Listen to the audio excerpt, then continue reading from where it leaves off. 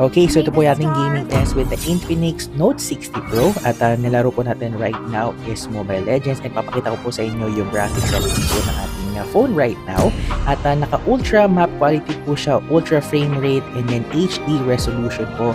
So sayang hindi po siya umabot ng ultra pag again, yung kanya naman pong chipset is Snapdragon 7S Gen 4 which is a decent chip na rin po for this price point and then meron siyang 12 gigs of RAM at saka 256 GB na storage. Ito po yung ginagamit ko po sa ating gameplay test.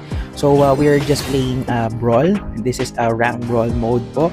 At pinapakita ko sa inyo na mabilis din po yung kanyang loading times and saka talaga pong stable po yung kanyang gameplay when I try to play this one po. So mamaya-maya babalik po ako sa inyo at bibigay ko po sa inyo yung initial analysis ko po dito.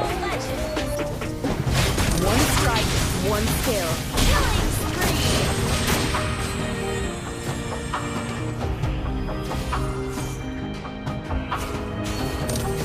So yung overall ko po na masasabi po dito sa phone ko na to, maganda talaga po yung kanyang quality, stable naman po sa kanya, of course maganda po yung ating gameplay, meron konting init lang po but again that is normal naman po. So if you want to get this one right now, check nyo na po yung product po sa video ko nito.